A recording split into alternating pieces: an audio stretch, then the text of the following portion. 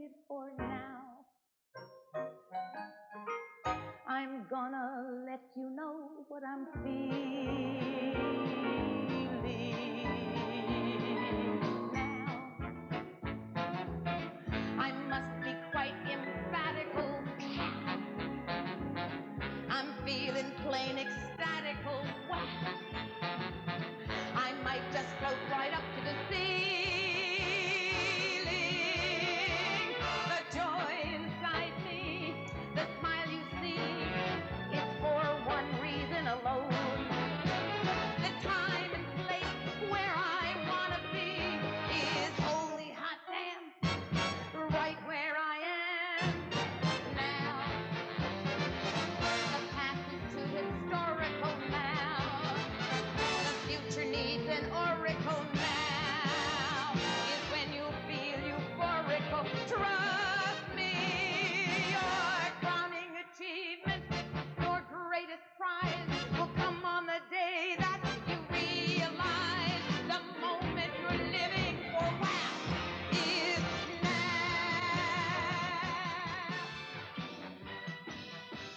Hello, everyone. I'm Britt Elders. And if you're watching the Oscars tonight, you know why I'm sitting in for Shirley. She and I decided last week that it was time to bring a guest to the show that focused on the more earthly aspects of life. And we found someone perfect. Gabrielle Myers is an associate professor of English at San Joaquin Delta College. She's also worked as a chef. She's apprenticed at a farm in the Bay Area. And she's written an insightful book called Hive-Mind. The book asks the reader what and why we give reason to life despite all of its challenges. It's brilliant. It's so well written. Gabrielle, welcome to Independent Expression. Food and introspection are topics I thrive on, and I found Hive-Mind a delightful combination of those, and your brilliant narrative description just was the icing on the cake. Thank you. Well, thank you. I'm happy to be here. I appreciate you having me. Absolutely. Let's talk about the book first, and then I want to discuss your gluten-free, dairy-free blog. What were the elements of your life that brought you to writing Hive-Mind? The elements of my life, that's a good question.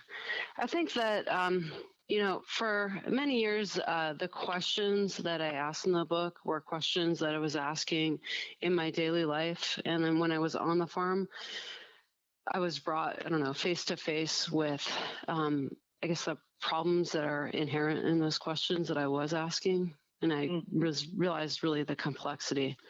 For example, I always wondered how we became who we are, what it is that determines, our approach to life and the way that we process events and experiences.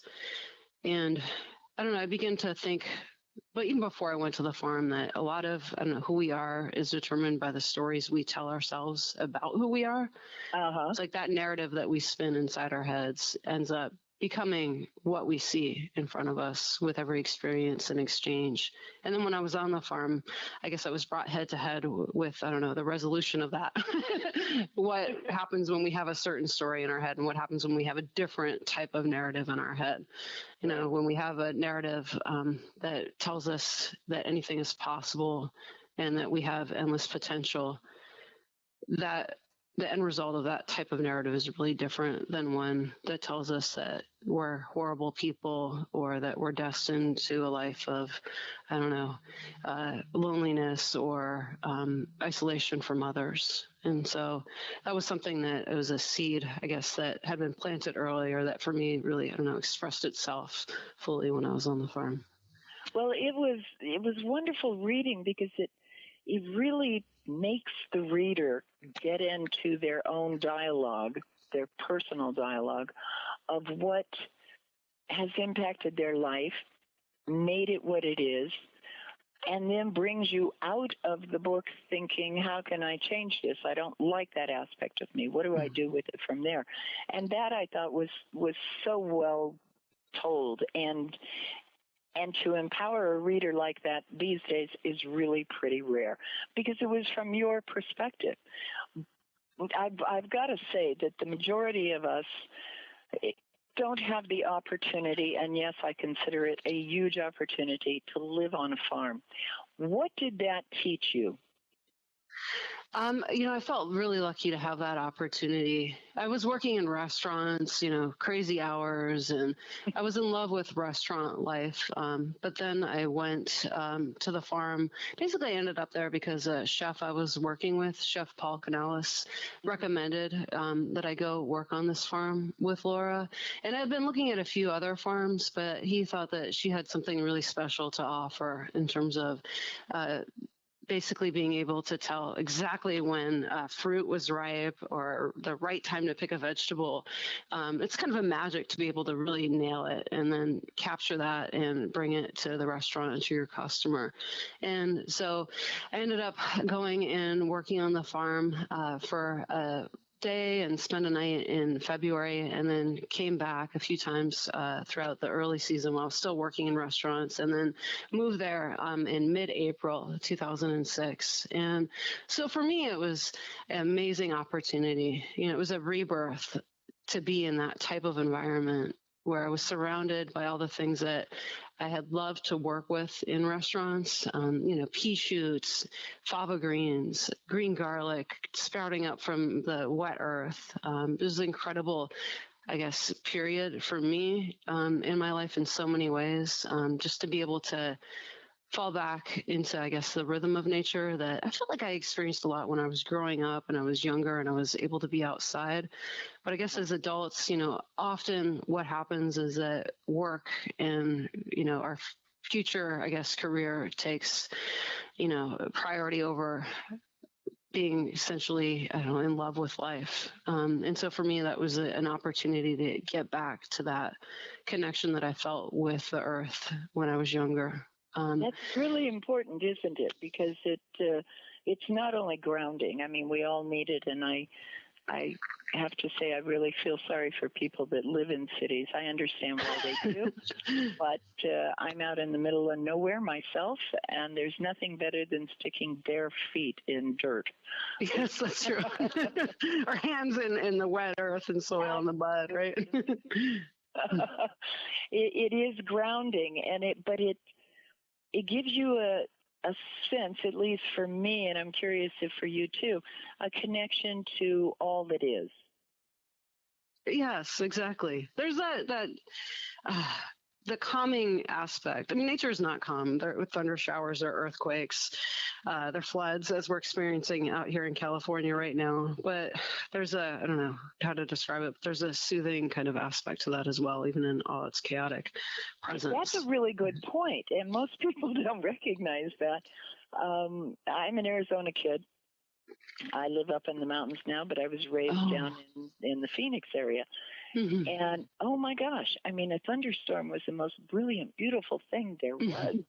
It was just great. So if you can find the nurturing in that thunderstorm or mm-hmm. even in that flood, which I know so many people are going through now,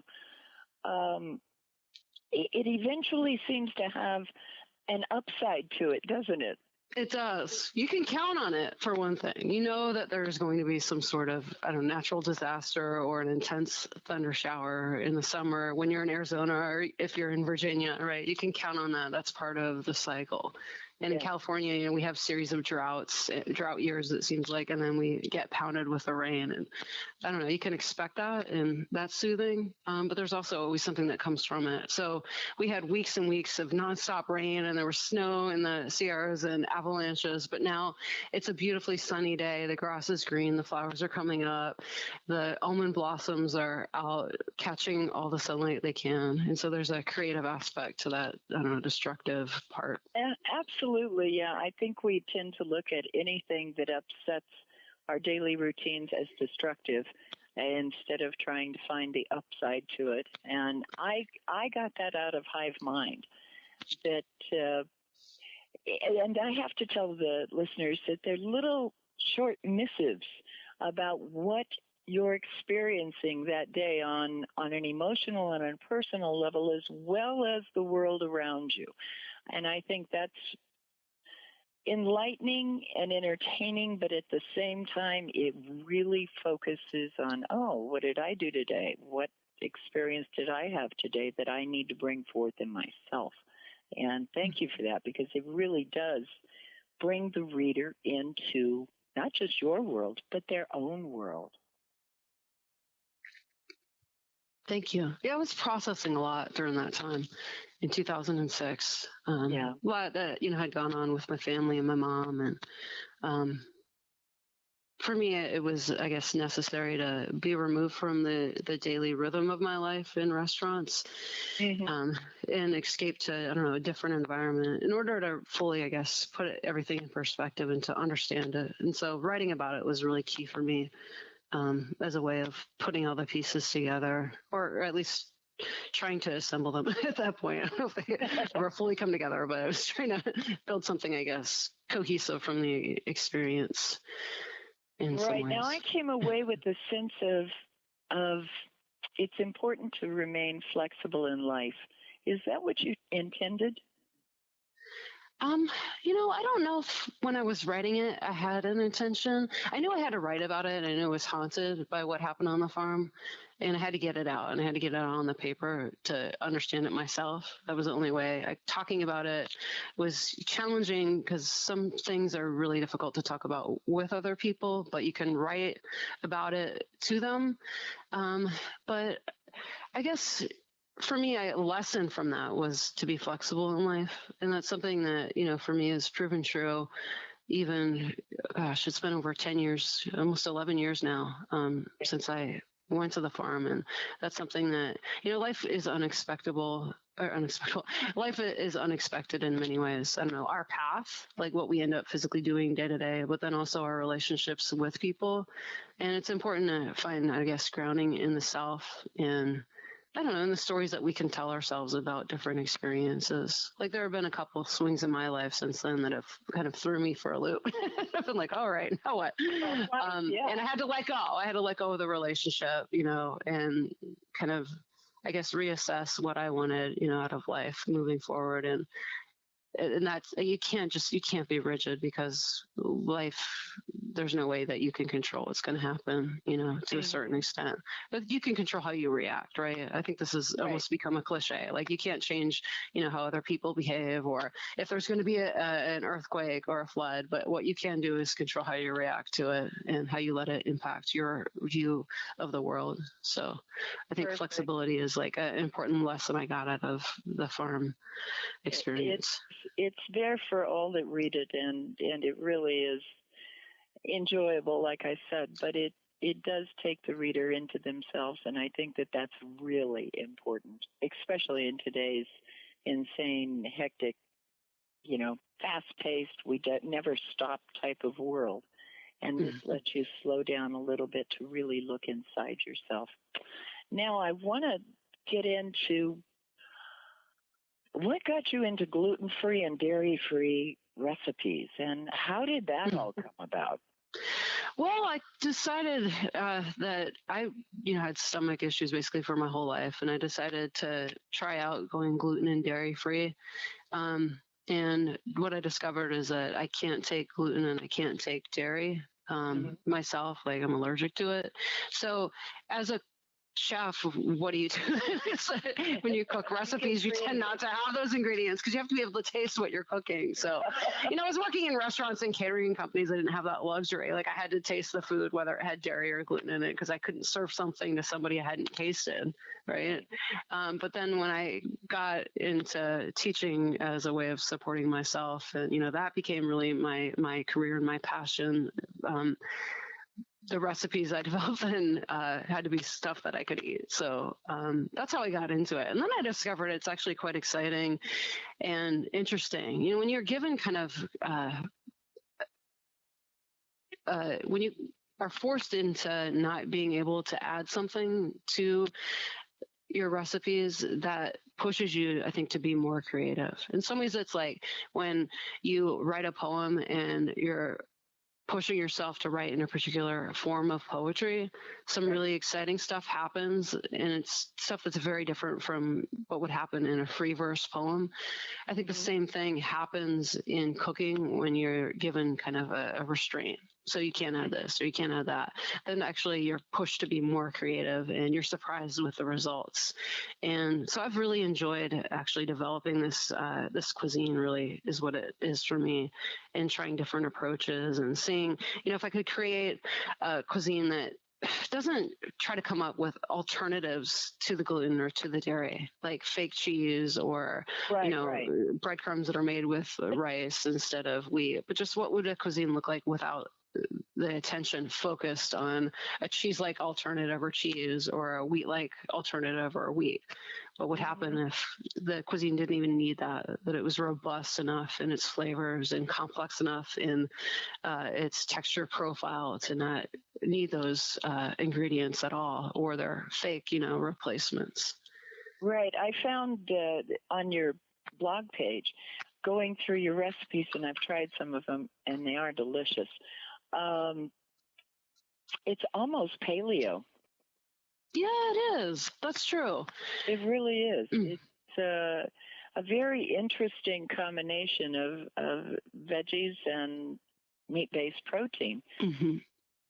But it was interesting to me. I tried the acorn squash.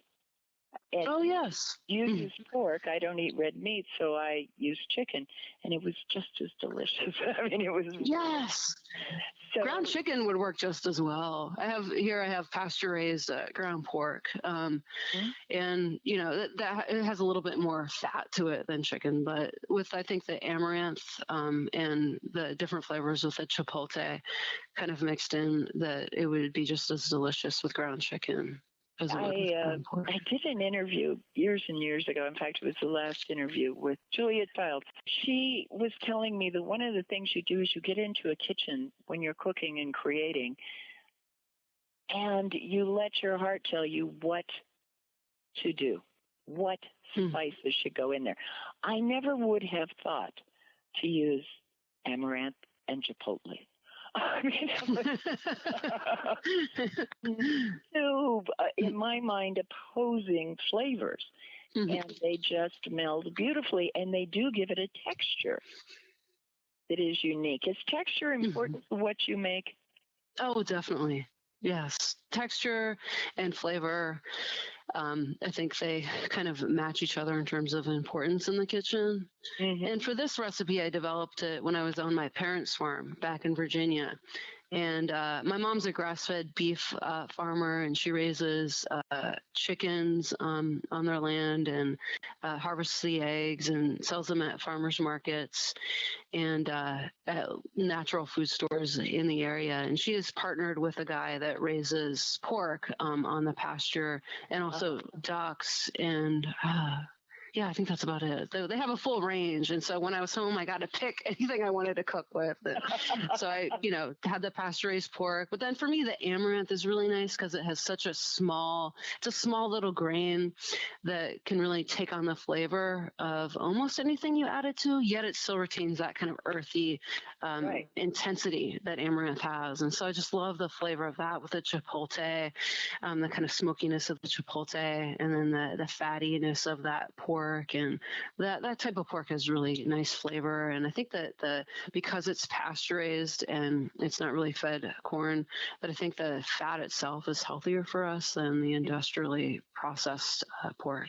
Let's talk about that a little bit, because you're basically a proponent of taking farm to table.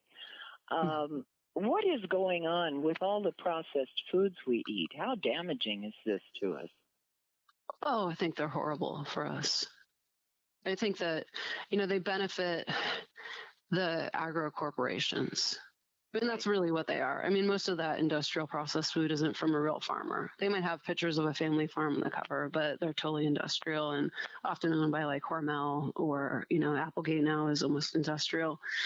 So, I think in the end, it benefits the people that are trying to make money off of us, but it doesn't nourish us, that type of food. And so I know it's more expensive to get pasture-raised stuff. Yes, exactly. I mean, it's more expensive, let's be honest, to buy stuff from local family farms that practice, organic or close to it, that do say grass-fed beef and all that. It adds up. I mean, it's not cheap, but I think that the health benefits that you get from eating that type of food save you money in the long run. If you eat, less processed food. It takes a little more time to cook. Yeah, sometimes it can be more expensive, but the health benefits will save you money in the long run, I think, if you approach it like that. And you just don't eat as much meat. I mean, really, how much meat do you need? If you even, I have a lot of friends that are vegetarian and they're perfectly fine health wise. I mean, I think that that's a wonderful diet if that's up your alley. I like to eat meat occasionally, but it's not something that I feel like I need to have 3 meals a day of. I think that 3 to 5 times a week is plenty of meat, and I eat a lot of beans and peas and try to mix it up with nuts. And so, yes, the meat's expensive, but you don't eat it 3 times a day for 7 days a week. So. Right. And then I think that you get so much more nourishment. If you look at the nutritional profile, and I think in the fat profile, I mean, even more importantly, the fat profile of pasture-raised meat, it's a lot better for you than the stuff that's been fed corn its whole life. Yeah, that's one thing that, unfortunately, the diet crazes of the 90s, I think, really killed in a lot of people, is the body needs fat to process foods. It does. And we don't realize that because we think everything's got to be non-fat. We're really damaging ourselves by not getting some natural organic fats into the body. I think you're right. And I think that, oftentimes there's this approach like fat is fat and oil is oil and it's bad, where there's some really healthy oils and fats out there for us. Absolutely. I love olive oil. I use it. I can't have dairy, so I don't have butter. But I pour olive oil over my food. Avoid cheese as much as possible. Sometimes I can take the sheep's milk cheese, but generally I can't. So I use olive oil in place of cheese, and I use it on my soups. I pour it in stews. When I'm cooking the gluten-free pasta, I mix it in. You can even use it in sauces for meats, like if you're doing salsas and pestos. Add a lot of nice, healthy olive oil, and you can't really go wrong with that, I think. Yeah, I like coconut oil on quinoa, red quinoa. Ooh, that sounds delicious. It is good. Yeah, I love that idea because often the quinoa needs fat. I think it's a little too dry without the fat, and the coconut oil with the red quinoa, that sounds fantastic. Now, one of the things I noticed, and I love about the blog, is you talk about different elements of recipes that you've got up here, pomegranates, the kale. You get into pureeing kale, and what happens when you do that? What compounds work in the body? You want to talk about why you included that a little bit? I've always been fascinated with how food impacts us. And I think health-wise, it goes back to my dad is a prostate cancer doctor and scientist. And so over the dinner table when we were kids, my dad would always talk about the chemicals that are in food and how they impact us and why we would eat this and why we would avoid that. I mean, back in like the early, I think it was like 1981, he told us that we should avoid the cured meats. Because the what they use to cure the meats is actually really bad for us. And so he would describe that. He'd also describe why we should eat broccoli, why we should eat kale, and so forth. So for me, I'm always like, wow, that's really neat. Like instead of being, fearful of it, I think, wow, that's really exciting. Like this food is good for me because it has this in it. That's so wonderful. I have to include that in a recipe, right? Because I feel like, why would you eat something that doesn't give you some kind of nutrient, right? So why eat sugar? Well, I mean, if you think about most of the wheat products that are out there, they are completely valueless in terms of nutrition. True.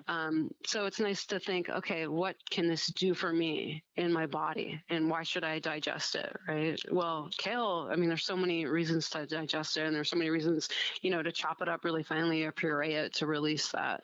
Or for tomatoes, cooking them, you release the lycopene, which is so wonderful for your body to have. And so I think it's important when you're presenting a recipe to people, you tell them the why. Like, why should I eat this? You don't just say something's healthy, but you explain why. And it's nice to back it up as much as you can with scholarly research, which I also try to do. Right. I think that's important, but I love the way you've done it, because it doesn't take away from the fact that this is a recipe to try. This gives you information about why it's important to try. And I really like that. Most people, you just get the ingredients and how to, and that's the end of it. This one gives you a little more to think about as you cook. I've always believed that food is energy. It's our fuel, but the energy we prepare it with is just as important. And that's another reason I found this so interesting, that you include these little tidbits in there. And your blog goes on for how many years?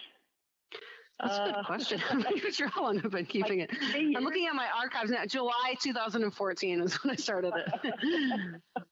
And each one is interesting and also shows a little bit of growth in you as you continue through your journey. When I go back to, what was it? I think it was Christmas time, 2015, I was looking at it, and you were talking about butternut squash.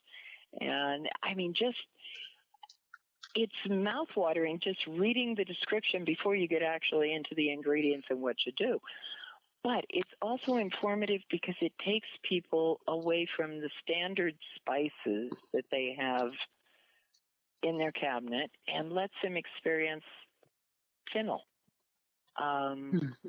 Really what to do with fresh sage, to try it in different ways. All these different aspects of spices are incredibly important to each one of your recipes. Why is that? I try to feature recipes that have ingredients, seasonal ingredients. And so for me, there's something really powerful about sage that has just kind of started springing out, the fresh sage from, the stem that was lifeless. Now it's green and it's just waiting to be plucked. Or to go out and pick a pomegranate from the tree in my backyard, or from the local farmer's market to go get a pomegranate and then feature that in the recipe. And I always think about, so what is the freshest thing right now that I could possibly cook with? And for me, a lot of that comes from my training. After I went to culinary school, I landed in a seasonal farm-to-table restaurant, and I worked in those types of places for many years.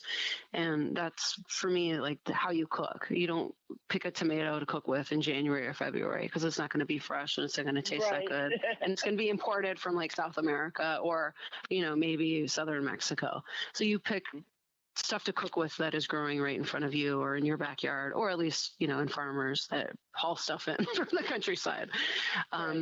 And it tastes better, I think. I mean, things are at their kind of full peak. And that's also something that I really began to appreciate on the farm and working with Laura Trent, because she would not pick stuff before it was ripe, even if it was kind of stressful, because that means that you'd have to move stuff to the market a lot faster than if you had picked it when it wasn't ripe. Like, for example, sun golds.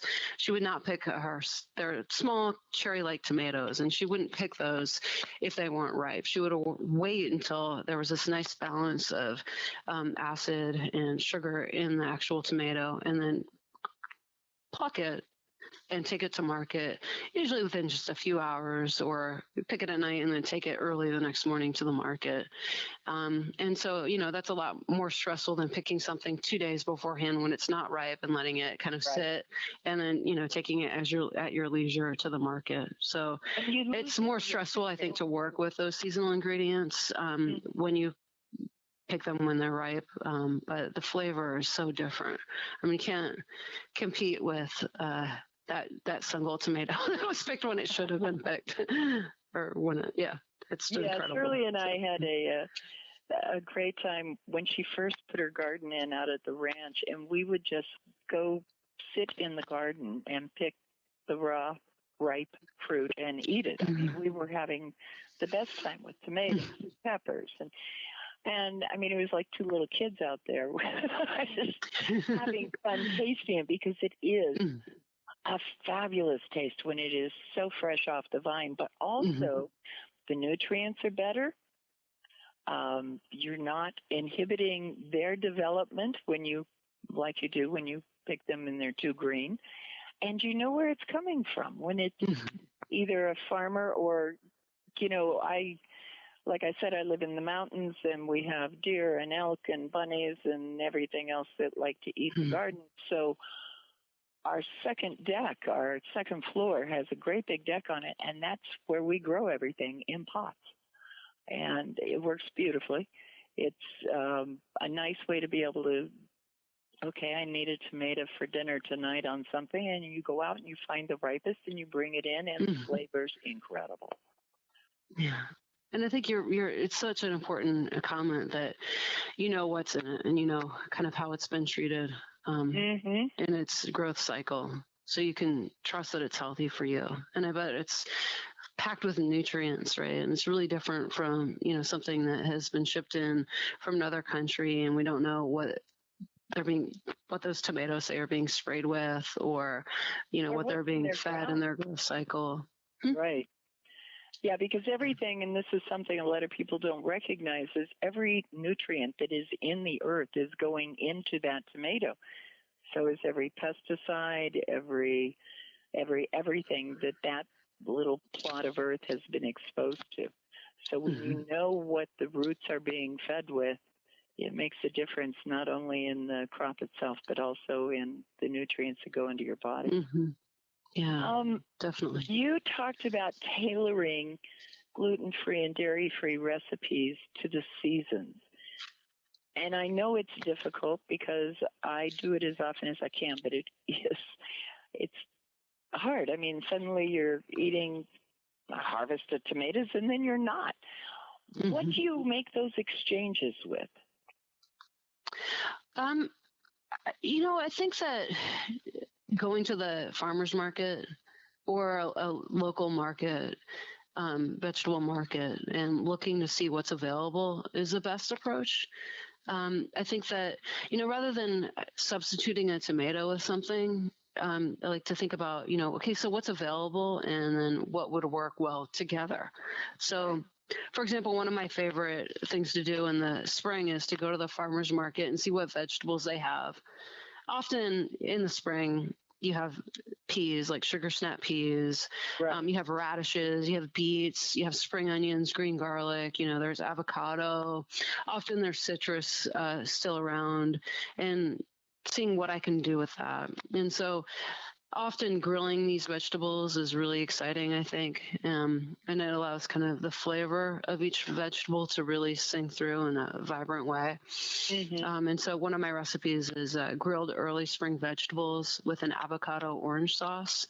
And I think that when you go and you see what's available and then create your recipe from that type of approach, you can't go wrong because you're picking what the farmer thinks is right to pick.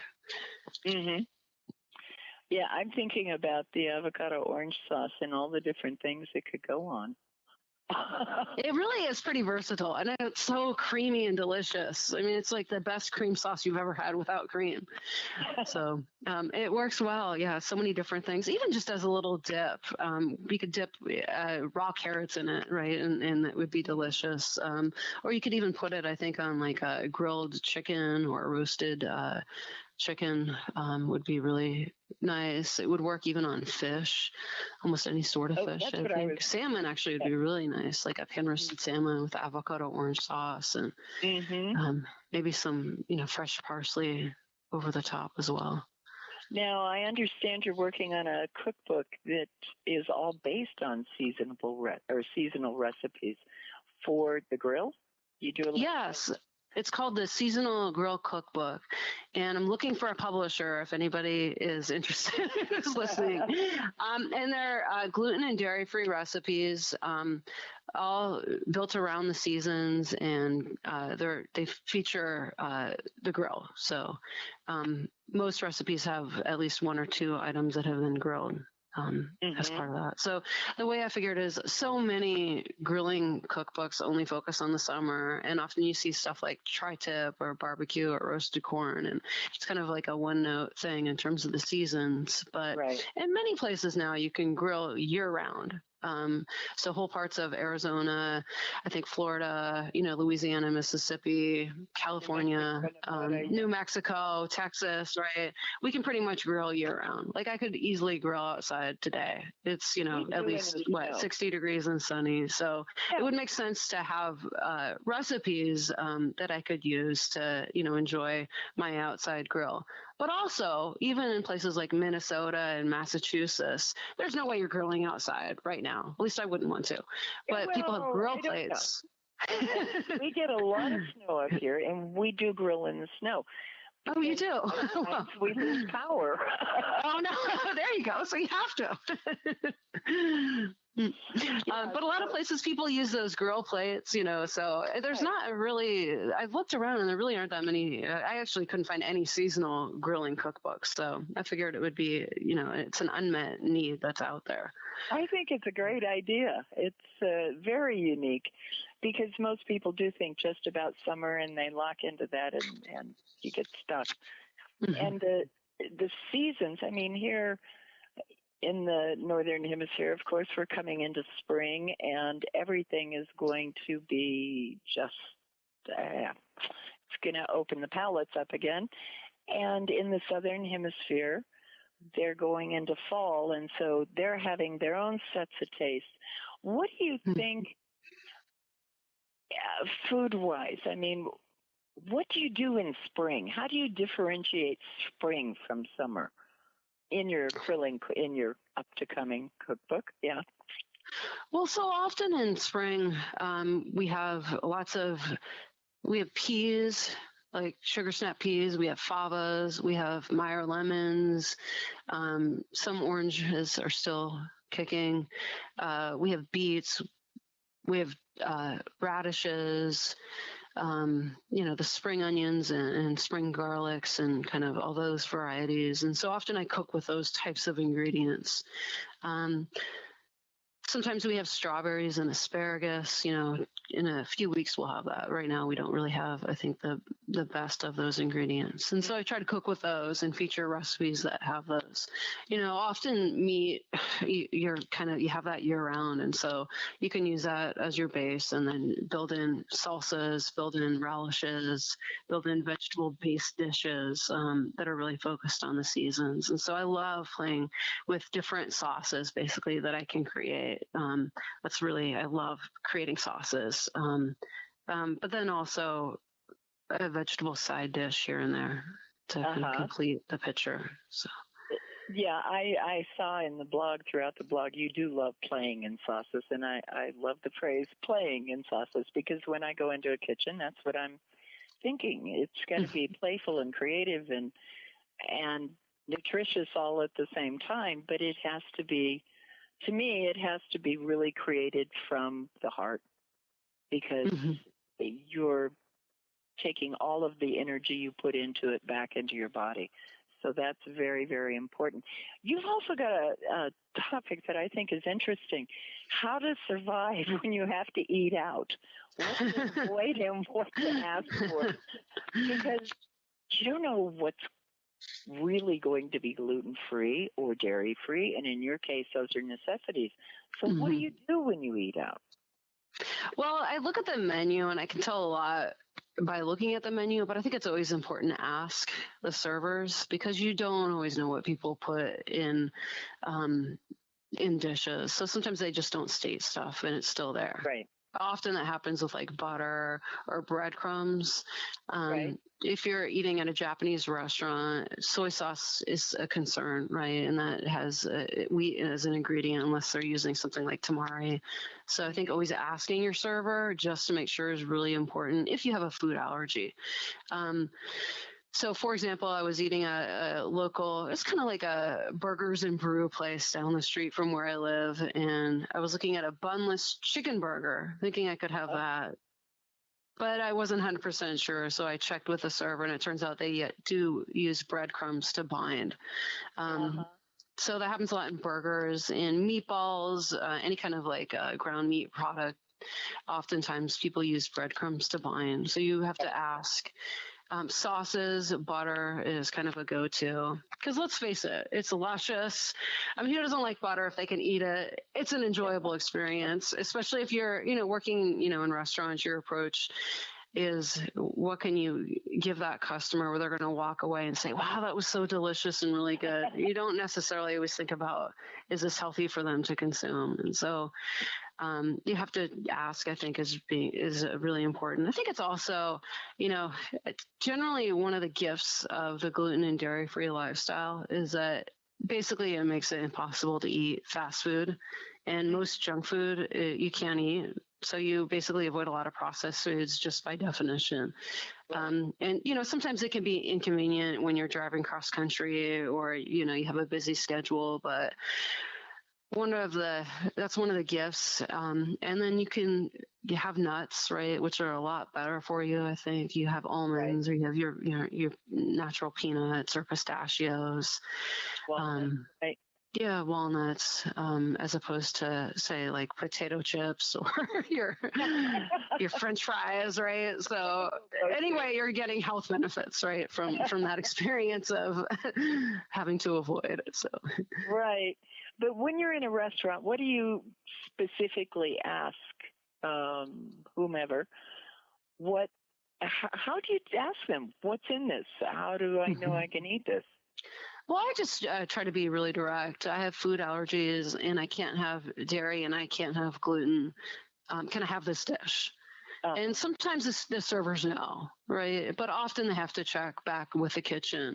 Sometimes the servers are surprised. They're like, oh, I don't think it has that, but let me check. And then they check, and they're like, actually, you know what? I was wrong. It does have breadcrumbs in it. So I think it's really important to communicate with your server if you have a food allergy. For example, my mom can't have blue cheese. Definitely allergic to it. Like she'll end up in the hospital if she has just like a little bit of blue cheese. And it's important for her to tell the servers that she's allergic to blue cheese and she could up end in the hospital. Because a lot of times if you just say, oh, I won't have the blue cheese in that, people don't know how serious it is. And if they're making a salad, they need to use gloves, or they definitely need to wash their hands right before handling her meal.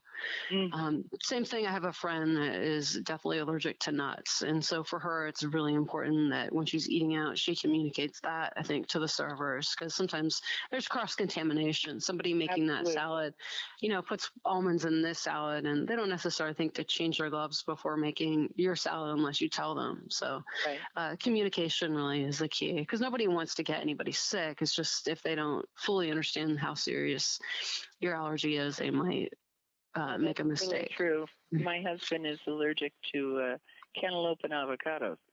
And oh, no. Yeah. That's horrible. Oh. And so it's always, whenever we go anywhere, that's the top of his list. Does it have cantaloupe or avocados in it? Yeah, it's really important, and it's important to recognize when you do have an allergy, you have to speak out and you have to let people know. You can't be shy about it. I think some people are. It's like they're ashamed that they don't want to be high maintenance, right? But, exactly. That's kind of ridiculous if people think you're high maintenance because you're asking, for something that to be avoided because you might get really sick from it. Then be high maintenance, right? As I say, got to care for yourself, right? And it's not a big deal. Like I worked in restaurants, and changing your gloves is not a big deal. Getting a new bowl is not a big deal. It takes a second, and people in restaurants are more than happy to accommodate their guests because they need the guests to come back in order to survive. So absolutely. Yeah. Now, yeah, I also hear through the grapevine that you've got a new book that'll be coming out on prostate cancer that you co-authored. Do you want to tell us a little bit about that? Oh, that came out a while ago. It was a nutrition book. Really? Yeah, so I published that actually I worked on it. It was a book that my Aunt Sarah, Yes. Sarah Scarlett, and my mom and my dad worked on back many years ago. I forget exactly when. I want to say in the 90s. And then I revised it, took a close look at the recipes and kind of updated them and made some, added a lot of new recipes, mostly tweaked some old ones. And then my parents worked on some of the opening chapters in that book. So my dad's basically a prostate cancer doctor and scientist.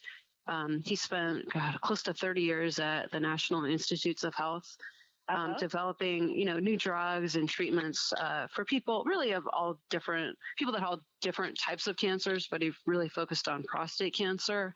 Right. And so he has a lot of that background knowledge on the nutrition and how it impacts cancer. Basically what we eat, how does it impact cancer growth? And then my mom's, a grass-fed beef and chicken farmer. And so she has a lot of information in terms of, why is this fat good for us and this fat is bad for us? And what types of meats should we choose? So the combination was really a family effort. My sister, produced the book. With Ravana Health Publications. And so she, did the cover design, the book design. So it was a family effort that I was really happy to be a part of. Oh, please send me the title of it, and I'll get it up on the radio page here, too. Yes, it's the new prostate cancer nutrition book. Excellent. It's so important, and food is medicine, as has been said for centuries and centuries. And I think if we take a different approach to it, rather than it being just something we need throughout the day, but something that can actually heal, it makes a world of difference in how we receive it, not just internally, but sort of spiritually as well. If we expect the food to do its job and heal, it can. Mm-hmm. And this is something that I've spoken with many doctors over the years, that nutrition, the type of food you eat, the energy you put into that food, all makes a big difference on what happens with any illness or disease. Mm-hmm. Yeah, I think food really has magical healing properties. I mean, if you look at actually the nutrients that say is in kale, or it's in arugula, or that's in your tomato, it really does have the power to heal. And that's one thing that, one part of the story with the prostate cancer nutrition book, my dad actually had prostate cancer and he was given 6 months to live. I think it was must have been like year 2000 or so, maybe 1999 or 2000. I forget the exact year. And he changed his diet completely. It's not like he had, been a junk food fanatic earlier. He always had a decently healthy diet, but for him, his approach was to change the meats that he ate. So he stuck with chicken and fish, basically. Right. Lots of vegetables was really the focus, no processed food. And, he also was on hormone therapy as well, because his prostate cancer was in a position where he had to be really aggressive. And he stayed on this diet now for, over 16 or 17 years now. Yeah. And it's amazing, just in terms of the overall kind of health impacts of being on that type of diet. And I've heard stories like that from many people that have had cancer or other health issues like diabetes, where if you change your diet and you really focus on only eating things that benefit you in terms of your health, you're going to do much better. It's not a cure-all. I mean, oftentimes, you do have to rely on some more powerful medications to really make it through, but nothing, I don't think, really impacts that disease more than the healthy food and focusing on eating nourishing food. I have a similar experience. My husband was also diagnosed in 2002 with prostate cancer and was given 6 months to live and went through the whole thing. And he's done it all naturally. He did change his diet. no sugar, all of the things. You change the way you eat, you change the way you think, and, he's still hanging in there. He's doing well. I think, too, it's changing the way you think. That's a really important observation, because I think a lot of it, too, is kind of if we are stressed throughout our lives, I think that has a profound impact on us as well. And so, finding healthy ways to relax and kind of channel our energy in a positive direction is an important approach to take. It is, and that's one of the reasons I found it so interesting that you were on the farm and doing things there, because the farm life, although it's grueling, it's and I spent a lot of time on my grandfather's farm. It can really be wearing and tearing. However, it is also one of the most beneficial things I think anybody can do.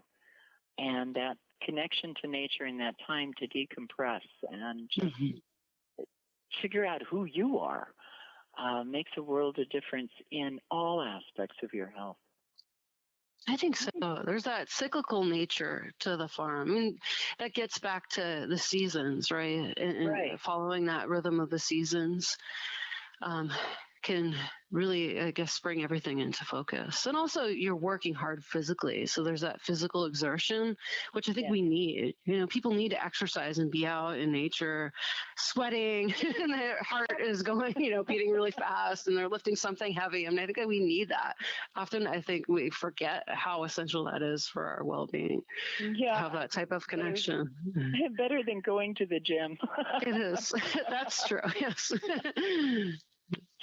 Oh, Gabrielle, this has been so enjoyable. Thank you so much. Thank you for a beautiful book. It's inspiring, and it just makes you really think about what your life is about and what it truly means. And so thank you for sharing your experiences with us and for giving us a chance, for those of us who never get a chance to be on a farm, to do it vicariously through you. I think it's not only wonderfully written and so descriptive. Obviously, you love the language, which is rare these days, but it is something that makes you take a look at yourself and want to really address issues in your life that you might want to change.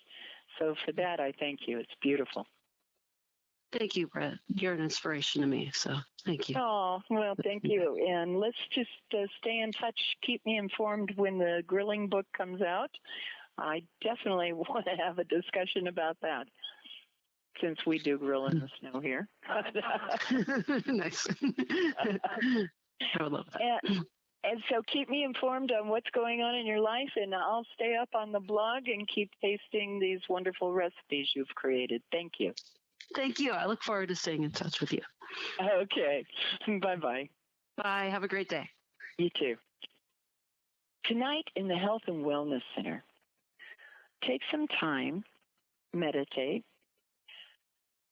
ask how food is serving you, and ask about things in your life that food can enhance and that you can enhance through a little deeper inner inspection. Thank you, everyone. Good night.